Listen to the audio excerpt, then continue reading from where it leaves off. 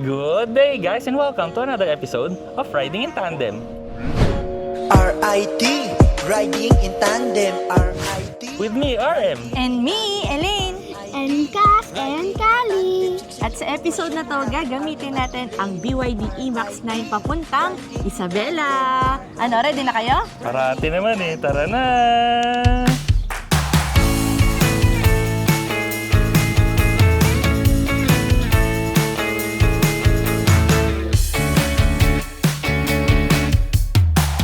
Napakalayo ng biyahe natin ngayon, no? As in, mahigit 460 kilometers. So, buti na lang, napakaganda rin ang kotse natin ngayon.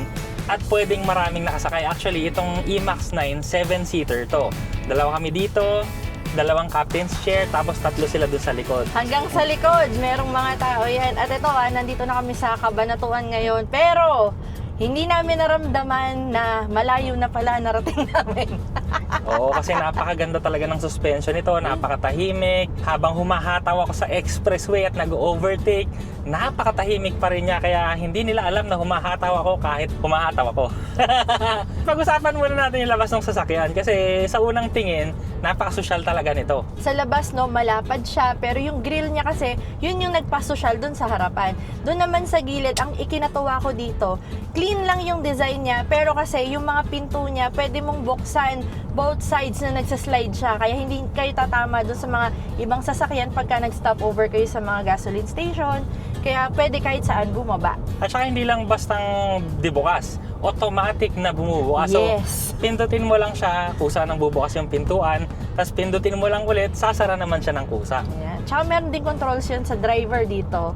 Para yung driver na mismo yung magbubukas at sara ng pinto para sa'yo. Pati yung tailgate nito, no, automatic din bumubukas. Tapos 7 tayong nakasakay ngayon dito, pero pang 7 tao rin yung dala nating gamit na pang-4 na araw. At Oo. nagkasya yun lahat dun sa likod. Pero syempre, meron pa rin dito yung mga importante. Syempre, yung camera gear natin, nandito. Yung mga gamit ng bata, nandito. Yung snacks, Yan. yung Ayun ang drinks. importante, snacks. Syempre, dapat dito yung sa gitna, no? So, may mga laman din dyan sa gitna. Tsaka syempre, ang ating syempre, wallet nandyan. So, eto lang. Nagpakomportable rin sa biyahe namin, no, yung massage ventilated seats. Kanina kasi, di syempre, katabi ko si Kali. So, nandun kami sa second row. Hindi ko na namalayan na nakatulog ako kasi inon ko yung massage. Oo, kasi nga, kailangan kasi kanina pa kami nagbibideo. Kaya kasa mo, tinatulog si Kali, pati siya tulog. So, Naunang nakatulog yung, nagpapatulog. anyway, mahaba pa naman yung biyahe na to. Siguro mga nakakadalawat kalahating oras pa lang tayo. Sabi ng Waze, no, 6 hours pa tayo. Ito rin pala, buhay na patotoo. Wow! Meron kaming mga kasama na mahihiluhin. So far, walang nahihilo. Ito talaga yung ideal, no, lalo na kung 7 kayong sumasakay. Kasi, di ba, pag usual na mga SUV, pagka sumakay 7, wala na kayong lalagyan ng gamit. So, ito kasi, malalim yung lalagyanan niya sa likod, no? So, hanggang ilalim, pwede mong ilagay, tas patong-patong hanggang ibabaw, pwede. Yung third row kasi nito, nare-recline. So, pag in-adjust mo pa yon ng medyo abante mong konti, talagang makakastack ka ng sobrang daming mga gamit. Yung third row seats nga pala nito, no, dahil nabanggit na rin naman yun na nare-recline. So, yung ibang vans kasi, pagka nandun ka na sa third row, masakit na kasi sa katawan, lalo na pagka mga malayuan yung biyahe. Dito kasi, kahit nandun ka sa third row, komportable ka pa rin kasi nga, medyo naihihiga mo yung likod mo. Social na social yung dating niya sa labas, no? Pero ito sa loob, mas naging social pa kasi meron siyang mga mocha na color, di ba? Ito parang light brown. Hindi, white. Pa-white na eh. Pa-white na, Oo. pa-white. Tapos ang laki-laki ng screen niya, pati instrument cluster, screen. Tapos may mga piano black finish, ambient lighting, tapos yung mga aircon vents kasi niya, nakatago. Oo. So, ang ganda talagang tignan, no? So, pero kung gusto niyo makita yung complete info nito, no? Meron na kaming complete video rin na to. Kasi itong trip kasi na natin ngayon, no? Talagang susubukan lang natin ng long distance kasi nung ginamit kasi namin to sa Sorsogon, no, kinapos ako. Konti lang yung nakasakay ako dito kasi ginamit namin lahat ng DMI na sasakyan. Oo. Hindi, tsaka palitan kayo ng sasakyan ng Oo. BYD eh. Hindi naman all throughout ng biyahe, ito lang yung gamit. At dahil DMI nga to, no, matipid to sa gasolina kasi dalawa yung gumagana sa kanya, may kuryente at gasolina. So sa mga moments na kunwari low speeds, kagaya ngayon, kuryente lang yung ginagamit niya. Tapos pag kunwari nag high speeds ka naman, nagsiswitch naman siya sa gas. Tapos pag umaandar ka, minsan nagsha-charge din siya. Tapos pag namreno ka or bumitaw ka sa throttle mo, nagre-regenerative braking din. Ang gamit nga pala ng makina nito ay 1.5 liter turbo gasoline engine plus yung electric motor. Pagka pure EV lang yung ginamit nyo, ang range nun up to 170 kilometers. Pero yung combined range naman, yun yung matindi kasi up to 1,000 kilometers ang kaya niyang i-drive. So kunwari sa daily driving, ipang sa service mo sa mga anak mo, kunwari 3 anak mo, 4 anak mo. So yun muna isa sa school na isa, yung isa sa school na isa. So around the city, magmo-mall kayo, magbabangko ka o ano pa mga pupuntahan nyo sa city, lahat yan, covered na yan ng 170 kilometers kasi ang layo na nun, yung 170 kilometers. From Manila kasi to Cabanatuan, kanina yung probinsya namin, 150 kilometers lang yon. So 200 kilometers pag galing ng General Trias. So imagine niyo na Manila to Nueva Ecija, kaya na yon ng pure electric mode lang. Pero ngayon, Isabela tayo. So, kanina rin nung umalis kasi tayo, hindi naman siya naka-full charge. Pero at least full gas naman. So, ngayon, 757 kilometers pa yung natitira nating range. Malayo pa to. To keep us entertained, no, meron tong 15.6 inches na infotainment screen. Kaya kitang-kita ni RM or kung sino man ang nagdadrive sa amin ang mapa at ang music na gusto naming i-play. At bukod pa dyan, meron tong Android Auto and Apple CarPlay. Meron din tong 360-degree camera. Meron tong BYD Di-Pilot ADAS system. Meron tong 8 airbags. Meron tong mga yung lane keeping assist, cruise control. Kaya madaling-madali lang talaga ang biyahe namin. Nakita niyo siguro, no, gumilid yung sasakyan tapos umabante ulit tayo. Hindi ako nagagas, hindi ako nagpepreno kasi ang gamit natin ngayon adaptive cruise control.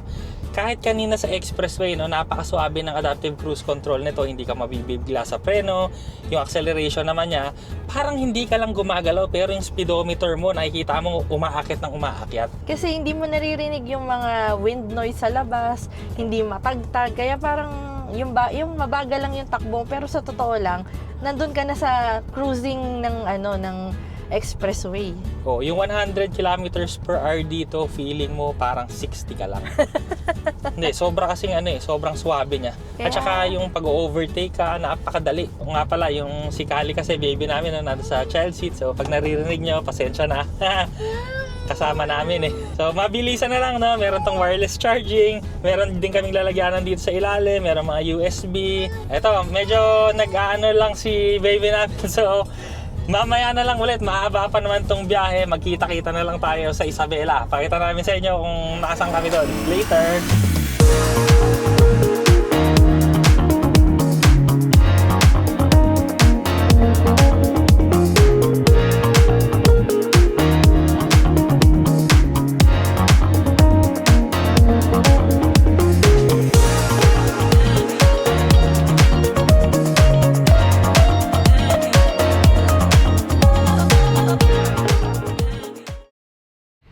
At nandito na kami ngayon sa Lower Maga Tourism Park. Ang masasabi ko lang dito sa IMAX 9, no, kasi puro twisties yung mga dinaanan namin. Sobrang ganda niya, yung pagka nagto-turn ka, kontrolado mo, hindi siya masyadong mabody roll. 7 kami pero hindi niya iniinda yung bigat. Pati yung mga gamit namin, napakagandang sasakyan. Nag-enjoy ako sa pagdadrive kasi akala ko kasi, 'di ba, ang ganda kasi ng second row seat. So sabi ko, mas mag-enjoy yata yung nandun sa second row. Pero in fairness naman, no, masaya siyang sa mga twisties. Ang saya niyang ihataw sa mga twisties. Tapos natuwa rin ako kasi yung regenerative braking niya may kapit, kaya yung mga downhill hindi ako nahihirapan, tsaka hindi rin nahihirapan yung preno. Acceleration very good, yung pag-turn very good. Tapos maganda kasi yung kalsada dito, pero minsan may nadadaanan pa rin na hindi maganda, pero kayang-kaya niya. Yun muna kwento sa inyo ngayon. Kita-kits muna tayo ulit mamaya-maya.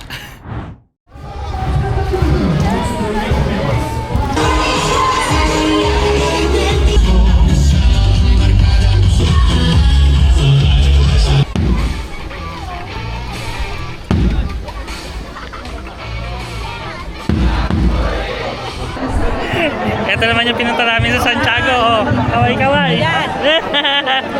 Ay sa Isabela. Ayan, congratulations sa lahat ng graduate. Congratulations pala sa lahat ng mga bagong pulis ngayon. Ayan. Kasama natin sa video. Ito na ulit.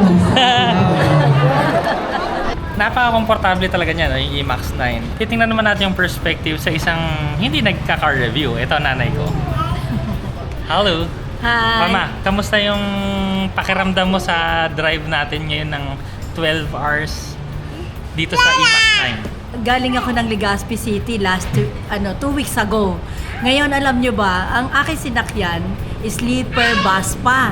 Nako, 1 linggo na, hindi pa natatanggal yung sakit ng katawan ko, yung legs ko, sobra. Kaya nagtaka ako kahapon, nag-travel kami, imagine 7:30, umalis kami sa General Trias, nakarating kami dito ng 6 o'clock. Nako, pagising ko kaninang umaga, hinahanap ko yung sakit ng mga tuhod ko, ng likod ko, ng braso ko, yung mga naramdaman ko doon sa 12 hours drive from Legazpi to Manila. Hindi ko naramdaman, kaya gustong gusto ko yung sasakyan na to, anak. Bumili ka na yan na. yan. Yari na tayo. Ay, Ayan. so, ano masasabi nyo? Magkamukha ba kami ng nanay ko? Anyway, eto na. Kami naman ni Elaine. Ayan, busy kumakain na. So, ano? Kain tayo. Verdict na tayo ng kotse. Okay lang? Pwede verdict na lang ng pagkain. Etong BYD E-Max 9, no, nasubok na namin ng long distance literal. Ilang kilometers tayo? 400 plus? 470, almost 500 kilometers ang biniyahe namin. And subok namin yung comfort, yung bilis, at saka yung power nitong sasakyan na to. Sobrang grabe. Umakyat kami ng bundok pero parang hindi nahihirapan yung sasakyan. Hindi siya umiingay. Tas lahat kami komportable. May massage, may ventilated seats. Lahat pa kami kasya, pati yung mga gamit namin. Kaya ito talaga, kung marami kayo sa pamilya at long drive kayo palagi, perfect itong BYD E-Max 9 sa inyo. Actually, pwede nga rin siya kahit sa daily drives kasi electrical lang eh. Tsaka yung laki kasi niya, hindi siya sobrang laki. Hindi. So, manageable siya, high-tech, matulin, komportable, napakaganda. Yun lang masasabi ko sa inyo. Para kung gusto nyong maramdaman din ang sarap, pumunta na lang kayo sa pinakamalapit na BYD sa'yo. Nasubukan nyo rin to. Maraming salamat sa panonood. Sana nag-enjoy po kayo at may natutunan kayo sa video namin. O, kain na! Kain muna kami! RIT, riding in tandem. RIT, riding in tandem. RIT, riding in tandem. Siksik na impormasyon mula kay RM at Elaine.